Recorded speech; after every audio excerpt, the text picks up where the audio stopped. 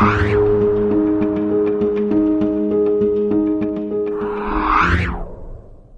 আলাইকুম সবাইকে। নির্বাচিত বিএনপি সরকারের 100 দিন অতিবাহিত হয়েছে।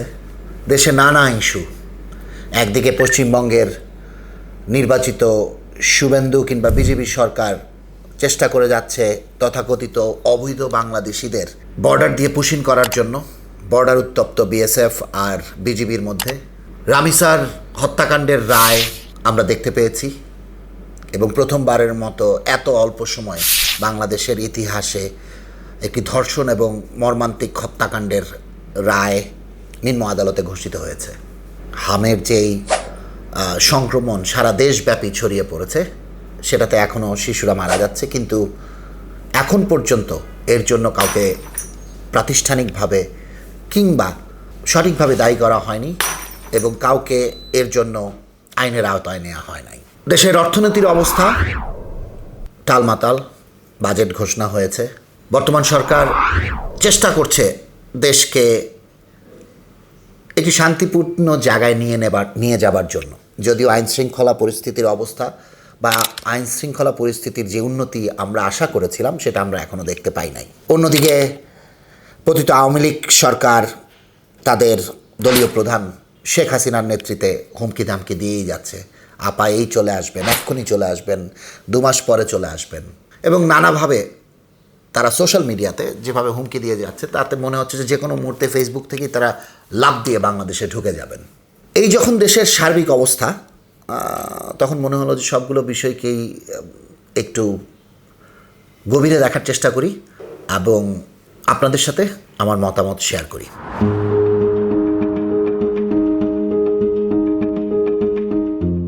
আমরা জানি যে পশ্চিমবঙ্গের যে নির্বাচনটা হয়ে গেল, সেখানে পশ্চিমবঙ্গের 2 দশক ধরে যেই তৃণমূল কংগ্রেস এবং তাদের যেই মুখ্যমন্ত্রী মমতা বন্দ্যোপাধ্যায়ের নেতৃত্বে তারা পশ্চিমবঙ্গকে শাসন করে যাচ্ছিল, তাদের শাসনের অবসান ঘটেছে এবং ন্যাক্কারজনকভাবে ঘটেছে। বিজেপি 293টি আসন পেয়েছে, যেখানে তৃণমূল 80টার মতো আসন পেয়েছে এবং কেন্দ্রীয় সরকার মোদি এবং অমিত শাহ তারা তাদের সর্বোচ্চ চেষ্টা করেছে যাতে কোনোভাবেই তৃণমূল সরকার বা তৃণমূল কংগ্রেস আবার সরকার গঠন করতে না পারে, এবং তারা সাকসেসফুল হয়েছে। পশ্চিমবঙ্গের বর্তমান মুখ্যমন্ত্রী শুভেন্দু অধিকারী যে বরাবরই তার মধ্যে একটা বাংলাদেশ পরিপন্থী মনোভাব আমরা দেখতে পেয়েছি এবং কট্টর সনাতনী বা হিন্দু ধর্ম পালনকারী শুভেন্দু অধিকারী বাংলাদেশকে আসলে একটা মুসলিম রাষ্ট্র হিসেবেই দেখে।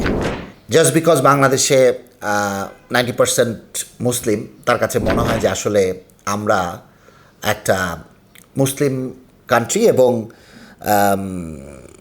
আওয়ামী লীগের পতনের পর আমরা দেখেছি কিভাবে এই শুভেন্দু অধিকারী এবং গদি মিডিয়া নানাভাবে বাংলাদেশকে এবং বাংলাদেশের মানুষকে অপদস্থ করে ছেড়েছে। তো ওদের বর্তমান যেই পদক্ষেপটা, সেটা হচ্ছে বিগত অনেক দশকে যেসব মানুষ এপার থেকে ওপারে গেছে বা ওপার থেকে এপারে এসেছে, আমাদের এখান থেকে যেমন ভারতে গেছে, ভারত থেকেও বাংলাদেশে এসেছে, সেখানে তথাকথিত অবৈধ বাংলাদেশিদেরকে তারা এখন বাংলাদেশের বর্ডার দিয়ে বাংলাদেশে পুশিং করার একটা কন্টিনিউয়াস চেষ্টা করে যাচ্ছে। এবং এই কারণে আমাদের বর্ডার বিএসএফ এবং বিজিবির মধ্যে উত্তপ্ত। প্রতিদিনই আমরা দেখতে পাচ্ছি বিএসএফ যেভাবে পুশিং করার চেষ্টা করছে, বিজিবি এবং লোকাল জনগণ সেটাকে প্রতিহত করার চেষ্টা করছে। আপনারা জানেন যে পিলখানা রিপোর্টে একদম স্পষ্ট সুনির্দিষ্ট তথ্য আছে যে পিলখানা হত্যাকাণ্ড যেটা 2009-এ ঘটেছিল, সেটার পেছনে ভারতের একটি গ্রুপের সরাসরি অংশগ্রহণ তারা করেছিল এবং সরাসরি মদত ছিল, এবং তাদের সাথে মিলে পতিত আওয়ামী লীগের কিছু নেতা এবং তাদের সর্বোচ্চ লেভেলের নেতা নেত্রীরা এটার সাথে তারা একসাথে ছিল এবং একসাথে মিলেই তারা এই হত্যাকাণ্ড ঘটেছে। এবং পিলখানা হত্যাকাণ্ড ঘটানোর পেছনে one of the main reason ছিল বাংলাদেশের যে তৎকালীন বিডিআর, তাদের মোরালকে নষ্ট করে দেয়া, বিডিআরের সাংগঠনিক কাঠামোকে ধ্বংস করে দেয়া, এবং পরবর্তীতে আমরা দেখেছি বিডিআর থেকে বিজিবি হয়েছে। কিন্তু আজ যখন আমরা দেখি মাথা উঁচু করে বিজিবি বিএসএফের সামনে দাঁড়ায়, বিএসএফকে প্রতিহত করে, তখন আমরা বিশ্বাস করতে চাই যে বিডিআর থেকে বিজিবির নাম বদল হলেও যে মোরালটা স্বাধীনতার যুদ্ধ কিংবা এর পূর্ববর্তী সময় থেকে ছিল, সেই মোরালটা এখনও বাংলাদেশ বর্ডার গার্ড ধরে রাখতে পেরেছে। এই যে পুশিনটা আমার দেখে খুব অবাক লাগে, যেভাবে অবৈধভাবে বা যেই তরিকায় পুশিনটা বিএসএফ বা পশ্চিমবঙ্গ সরকার বা ভারত সরকার করার চেষ্টা করছে, এটা নিয়ে বাংলাদেশের পররাষ্ট্র মন্ত্রণালয় ওপেনলি তেমন কোনো কাজ করছে কিনা আমার জানা নেই। আমার তো মনে হয় যে পররাষ্ট্রমন্ত্রী এবং প্রধানমন্ত্রীর ভারতের সর্বোচ্চ লেভেলে যারা আছে, জয়শঙ্কর কিংবা তাদের স্বরাষ্ট্রমন্ত্রী, তাদের সাথে সরাসরি বৈঠকে বসা উচিত যে আপনারা যেভাবে পুশিনটা করছেন সেটা না বাংলাদেশের জন্য ভালো না ভারতের জন্য ভালো, এবং এতে দ্বন্দ্বই বাড়বে। এতে বর্ডার এলাকায় যে 4000 কিলোমিটার আমাদের ভারতের সাথে যে বর্ডারটা আছে, এখানে যেই মানুষরা আছে যারা বছরের পর বছর একটা সৌহার্দ্যপূর্ণ পরিবেশে বসবাস করে আসছিল, তাদের মধ্যে একটা দ্বন্দ্ব এবং একটা যুদ্ধের পরিস্থিতি সৃষ্টি করবে। এটা নিয়ে রাষ্ট্রীয় পর্যায়ে আলোচনা হওয়া উচিত, বৈঠক হওয়া উচিত, এবং এটা শুধু বিএসএফ আর বিজিবির মধ্যে ওই পতাকাবাহী বৈঠক না করে রাষ্ট্রীয় পর্যায়ে বসে এটার একটা সমাধান করা উচিত। শুভেন্দু অধিকারীর মতো এত নিচু মানসিকতার এবং এই ধরনের অধ্যত্বপূর্ণ কট্টর ডানপন্থী লোক দিয়ে আমার মনে হয় না এই ধরনের একটা জটিল সমস্যার সমাধান করা সম্ভব। আর এই বিষয়ে আরেকটা ব্যাপার বলবো যে আপনারা জানেন যে ইসরায়েল যেমন প্যালেস্টাইনের চারিদিকে তাদের কাঁটাতারের বেড়া দিয়েছে, ভারতও ঠিক একই ফর্মুলা ফলো করে এই 4000 কিলোমিটারের মধ্যে প্রায় 3300 থেকে 400 কিলোমিটারের মধ্যে অলরেডি তারা কাঁটাতারের বেড়া দিয়ে ফেলেছে, এবং বাকি যেই অংশগুলোতে নদী নালা খালবিল আছে ওখানে তারা বিষাক্ত সাপ এবং কুমির ছাড়ার চিন্তাভাবনা করছে। আর বর্ডার এলাকায় তো বিএসএফের গুলিতে আমাদের মানুষজন এখনও মারা যায়। তো এই যদি হয় ভারতের অ্যাটিটিউড বাংলাদেশের মানুষের প্রতি, এবং তারপর যদি তারা নিজেদেরকে বন্ধু দাবি করে, তা আমি তাদেরকে একটা কথাই বলবো যে এই পথে কোনো সমাধান হবে না। বাংলাদেশ যতদিন স্টেবল না থাকবে, আপনাদের সেভেন সিস্টার স্টেবল থাকবে না। আপনাদেরকে নিজেদের স্বার্থে, যেহেতু স্বার্থটা আপনারা অনেক বেশি বুঝেন, নিজেদের স্বার্থে আমাদের সাথে একটা পারস্পরিক শ্রদ্ধা, ভালোবাসা এবং রেসপেক্ট, এই ধরনের একটা সম্পর্ক বজায় রাখা উচিত। এক আওয়ামী লীগকে সাপোর্ট করতে যে 20 কোটি বাংলাদেশিকে আপনাদের বিরুদ্ধে নিয়ে যাবেন না। আমরা আপনাদের সাথে কোনো দ্বন্দ্ব করতে চাই না, বা তার মানে এই না আমরা যুদ্ধ করতে জানি না। হ্যাঁ, আপনারা অনেক বড় রাষ্ট্র, আপনাদের শক্তি অনেক বেশি, আমরা ছোট রাষ্ট্র, শক্তি কম, কিন্তু আমরা যুদ্ধ কিন্তু করতে জানি, এবং যুদ্ধ আমরা করব, আমাদের ইতিহাস তাই বলে। সো আমাদেরকে যদি বিপদে ফেলেন, বিপদে আপনারাও পড়বেন। আশা থাকবে দুই দেশের রাষ্ট্রীয় পর্যায়ে বসে আপনারা এই ধরনের সমস্যাগুলোর সমাধান রাষ্ট্রীয় পর্যায়ে করবেন। এটা ভারতের জন্যও ভালো, বাংলাদেশের জন্যও ভালো।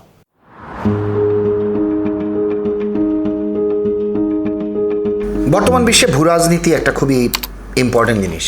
আমেরিকাতে কোন সরকার আসলো, কে প্রেসিডেন্ট হলো, বা ভারতে কোন সরকার আসছে, পশ্চিমবঙ্গে কোন দল ক্ষমতা নিল, এগুলো অবশ্যই আমাদেরকে নানাভাবে ইম্প্যাক্ট করে, কারণ তাদের সাথে আমাদের ট্রেড আছে, নানা ধরনের আদান প্রদান আছে। ইন্ডিয়া যেহেতু আমাদের পার্শ্ববর্তী দেশ, 3 দিকে ওরা আমাদেরকে ঘিরে রাখে, নানাভাবে ওরা আমাদেরকে চাপে রাখতে চায়, তো ওদের অভ্যন্তরীণ রাজনীতি আমাদেরকে নানাভাবে ইম্প্যাক্ট করে, স্পেশালি তাদের পররাষ্ট্রনীতি। হ্যাঁ, আমরা ইউনূস সরকারের জন্য বাইডেন সরকার বা কমলা হ্যারিসের সরকার আসলে বা ডেমোক্রেটিক সরকার আসলে অনেক ভালো হতো, যেহেতু তার লিঙ্কেজ ডেমোক্রেটদের সাথে ভালো।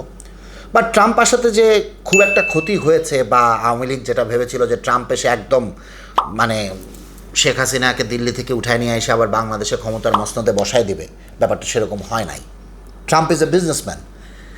আর আমরা তো দেখতেই পাচ্ছি ট্রাম্পের সেকেন্ড টার্মে ইরান, ইসরায়েল, আমেরিকা যুদ্ধ, অভ্যন্তরে বা দেশের অভ্যন্তরে ট্রাম্পের নানাবিধ মানে ভুল নীতির কারণে আমেরিকা নিজেই উত্তপ্ত হয়ে আছে। তো সেখানে বাংলাদেশের মতো একটা দেশ নিয়ে তাদের কতটুকু মাথা ব্যথা আছে আমার জানা নেই। হ্যাঁ, ইউনিশ সরকার যাওয়ার আগে যেই একটা চরম বাজে কাজ করে গিয়েছে, যে আমেরিকার সাথে তারা একটা চুক্তি করে গেছে, যেই চুক্তিটা আসলে বাংলাদেশ বিরোধী চুক্তি। এবং চুক্তিটা যদি আমরা অ্যানালাইসিস করি আমরা দেখব সেখানে পদে পদে বাংলাদেশ বাধাগ্রস্ত হয়, সেটা বাণিজ্যের ক্ষেত্রে হোক বা অন্যান্য আদান প্রদানের ক্ষেত্রে হোক। নানা জায়গায় প্রতিটা আওয়ামী লীগ সরকারের নেতৃসহ অনেককে বলতে শুনি যে আমেরিকাকে সেন্ট মার্টিন দেয় নাই বলেই আমেরিকা বা ডিপ স্টেট তাদেরকে ক্ষমতা থেকে সরিয়ে ফেলেছে। তো হাসি পায়, কারণ আমরা যদি একটু ডিপলি অ্যানালাইসিস করি যে সেন্ট মার্টিনের মতো একটি কোরাল আইল্যান্ড, সেখানে কখনোই কোনো সামরিক ঘাঁটি করা সম্ভব না। আপনারা যারা কখনো সেন্ট মার্টিনে গিয়েছেন, গেলেই আপনারা বুঝতে পারবেন যে এটি আসলে খুবই একটা ভাসমান একটা কোরাল আইল্যান্ড। তো একটা সামরিক ঘাঁটি করার জন্য যেই ধরনের জায়গা দরকার বা যেই ধরনের ফ্যাসিলিটিস দরকার বা ওই জায়গাটার আয়তন যা হওয়া দরকার, সব কিছু যদি আমরা অ্যানালাইসিস করি, সেন্ট মার্টিনে কখনোই সামরিক ঘাঁটি করা সম্ভব না। তো এই যে সেন্ট মার্টিন দেয় নাই বলেই আমেরিকা আওয়ামী লীগকে ফেলে দিয়েছে বা ডিপ স্টেট আওয়ামী লীগের এগেনস্টে চক্রান্ত করেছে, এটা আসলে একটা খুবই হাস্যকর থিওরি। হ্যাঁ, আমেরিকার সাথে আওয়ামী লীগ সরকারের অবশ্যই একটা ভালো সম্পর্ক ছিল না, এবং স্পেশালি বাইডেন অ্যাডমিনিস্ট্রেশনের সাথে, এবং এটার একটা ইম্প্যাক্টও পড়েছে। ভূ রাজনীতিতে এই ইম্প্যাক্ট থাকবেই। বর্তমানের যে অবস্থা, সেটা আমি বলবো যে আমাদের আসলে ওই একই, আমি একটু আগে যেটা বলেছিলাম যে ভারতের সাথে আমাদের রাষ্ট্রীয় পর্যায়ে বসা দরকার, বিভিন্ন ইস্যু নিয়ে বসা দরকার। সেটা আমাদের এই ভারত থেকে বাংলাদেশে যেই মানুষদেরকে পুশিং করা হচ্ছে সেটা নিয়ে, আমাদের ট্রেড বা নানাবিধ বাণিজ্য নিয়ে, আমাদের কালচারাল আদান প্রদান নিয়ে, এবং সর্বোপরি এই যে তারা আমাদের এত এত অপরাধীদেরকে তারা আশ্রয় দিয়ে রেখেছে, তাদেরকে তারা কিভাবে আমাদের কাছে হ্যান্ডওভার করবে সেগুলা নিয়ে, তথাপি সব কিছু নিয়ে ভারতের সাথে আমাদের রাষ্ট্রীয় পর্যায়ে বৈঠক হওয়া দরকার, এবং এই ইস্যুগুলো জনগণের সামনে আনা দরকার, যাতে দুই দেশের মানুষই জানে যে আসলে আমরা কি চাই, ওরা কতটুক দিতে চায়, বা ওরা কি চায়, আমরা কতটুক নিতে চাই। সম্মানের একটা রেসপেক্টফুল রিলেশনশিপ যদি ভারত আর বাংলাদেশের মধ্যে না গড়ে ওঠে, তাহলে আসলে যে বিটার এক্সপিরিয়েন্স আমরা দেখেছি 5ই আগস্ট পরবর্তী, সেটার কন্টিনিউশন চলতে থাকবে। এটা আসলে কারোর জন্য ভালো হবে না, এবং আমরা চাইও না এই ধরনের একটা সিচুয়েশন পাশাপাশি দুইটা দেশের মধ্যে বিরাজমান থাকুক। ভারতের নাগরিকদের সাথে বাংলাদেশ নাগরিকদের কোনো যুদ্ধ নাই।